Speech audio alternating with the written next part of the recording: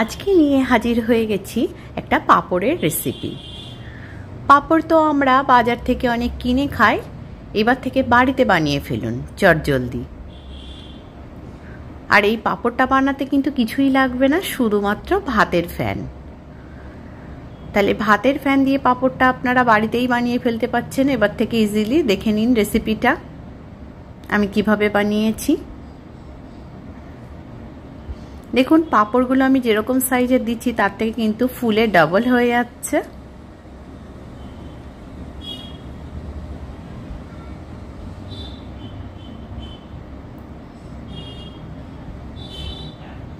পাঁপড়গুলো যেরকম ফুলবে খেতেও কিন্তু খুব ভালো হবে, দারুণ টেস্ট হয়। আপনি বুঝতেই পারবেন না এটা বাজারের কেনা পাঁপড় না বাড়িতে বানানো। আর পাঁপড়টা কিন্তু দারুণ ক্রিস্পিও হবে। দেখুন আমি দু একটা ভেঙে দেখাচ্ছি।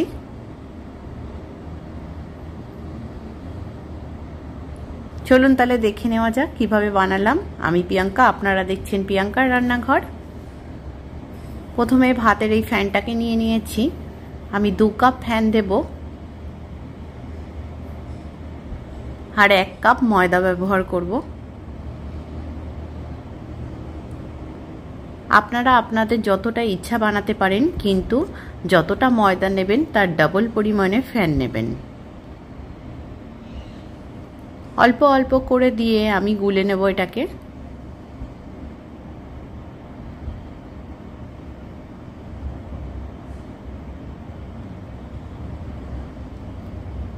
ময়দাটাকে অল্প অল্প করে দিয়েই মেশাবেন।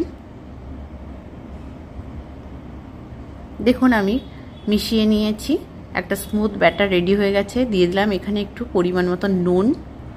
এরকমই একটা ব্যাটার রেডি করতে হবে।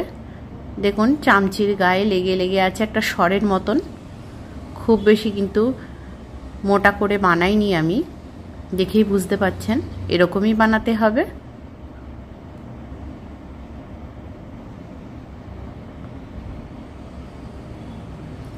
এবার আমি কটা স্টিলের প্লেট নিয়ে নিয়েছি। আমার কাছে এরকমই সাইজের ছিল, এরকমই ছিল, তাই সেগুলোই নিয়েছি। আপনারা আপনাদের ঘরে যেরকম আছে সেরকমই নেবেন। আর এরকম একটা ব্রাশের সাহায্যে প্রত্যেকটা প্লেটে আমি তেল দিয়ে নেব।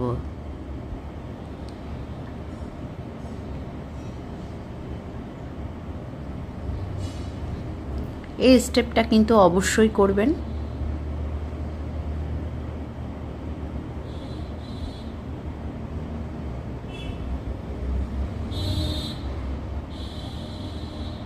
এবার এই প্লেটের ওপরে আমি চামচির সাহায্যে তুলে দিচ্ছি।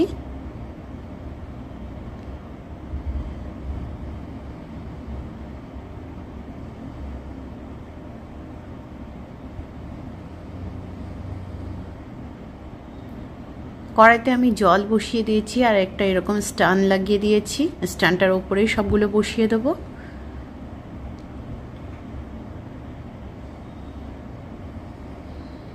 এবার একটা ঢাকনা দিয়ে দেব। দেখুন হয়ে গেছে, কিন্তু এটা কিন্তু হতে খুব বেশিক্ষণ টাইম লাগে না, 2-3 মিনিটের মধ্যেই হয়ে যায়। এরকম একটা চামচির পেছন দিয়ে চারি সাইডটা একটু তুলে নিলেই হয়ে যাবে, ইজিলি উঠে আসবে এটা।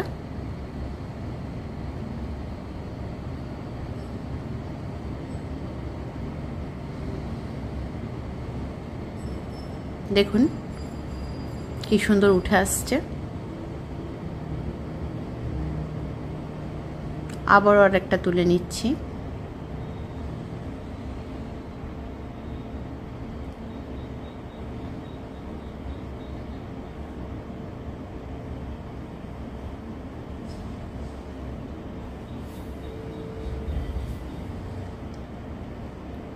আবারও এই প্লেটগুলোতে আমি তেল ব্রাশ করে নেব।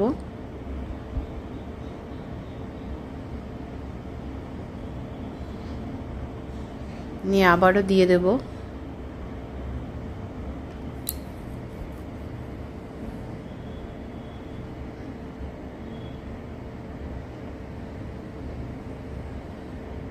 এভাবেই সবগুলো করে নেব, বেশিক্ষণ কিন্তু টাইম লাগবে না করতে।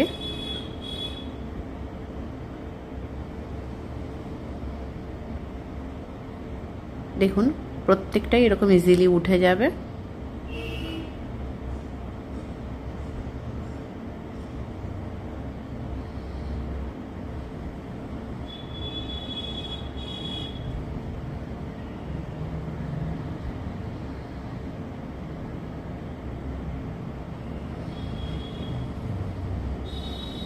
বাড়িতে অবশ্যই এইভাবে একবার ট্রাই করুন, দেখবেন ভালো লাগবে। সবগুলোই আমি রেডি করে নিয়েছি। এবার এগুলোকে রোদ্রে শুকাতে দিতে হবে।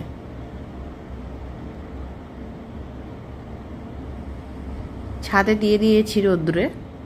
একদিন রোদ্দুর দিলেই কিন্তু শুকিয়ে যাবে। যদি না শুকায় 2 দিন দিয়ে দেবেন, কোনো অসুবিধা নেই। এই দেখুন আমার শুকানো হয়ে গেছে। আমার পাঁপড়গুলো কিন্তু একদম রেডি ভাজার জন্য। পাঁপড়টা ভেজে নিয়েছি।